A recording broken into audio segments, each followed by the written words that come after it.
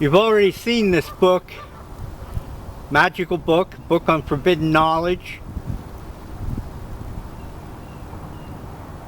I don't know if it's available any longer. Remember, cane sugar and sugar products, coffee, spices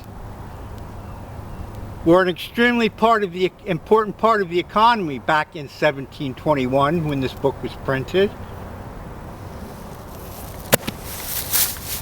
Sugar wasn't readily available to most people, and chocolate too wasn't readily available, and coffee shops had just opened in most of Europe. I know, I'm being silly. No real eggs laid by hens, just chocolate eggs, and part of a chocolate soccer bunny because I ate the head off and I bit the ear off. See, I bit the ear off.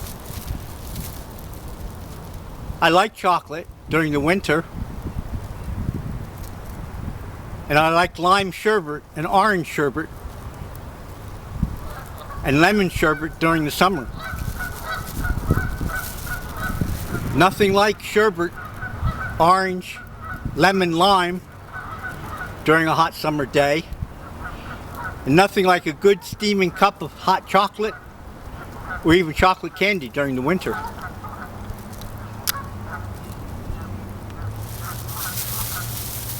Soccer bunny. And of course, like I said in one of the blogs, my mother used to celebrate all the holidays, all the traditional holidays, with all the decorations. And on Easter, we always had the peeps and the jelly beans. Allegedly Ronald Reagan's favorite, President Ronald Reagan. Though he ate them all the time, allegedly. That's the story. I don't know. A lot of people don't celebrate with traditional decorations anymore. I believe that hurt my mother emotionally.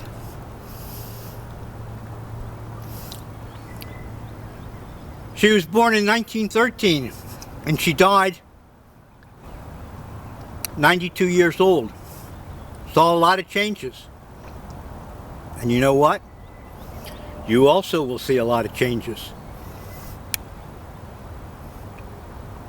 It's a shame that many businesses don't hire older workers like they should. I followed the Wall Street occupation movement. I followed it very closely on the internet. Good for them, the young people, fighting for their jobs. Now they have to fight for their emotional maturity and find out the truth behind religion and government. There's a lot of secrets still to be exposed. And I admit, a lot of the older people are living in a romantic fantasy of good guys and bad guys. That's called dualism. That's what keeps the world going. You divide people. It's called divide and conquer. Don't fall for it. Don't fall for it. Divide and conquer is just what Lincoln said. A nation divided cannot stand. Put that in your soul and in your blood. A nation divided cannot stand. And I know about the American Union. The North American Union, to me, is a good idea. But only unless it's voluntary. Only unless the Canadians and the Mexicans can have a full-scale debate, an honest and open debate, about whether they should join in a new country, a new nation, called the North American Union. I believe the idea is good because As a North American Union with a larger population, the North American Union can compete with the Chinese, who have a larger population. They can compete with the Europeans.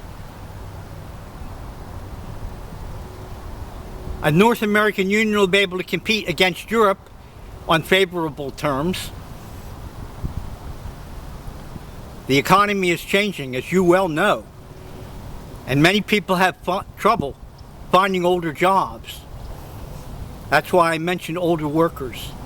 And I still give a hooray and a hurrah to Occupy Wall Street movement.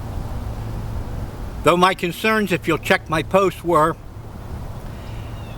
that someone in the government, some rogue or renegade agency,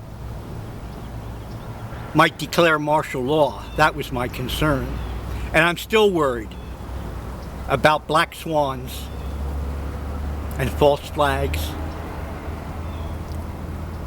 There are rogues all throughout the entire establishment.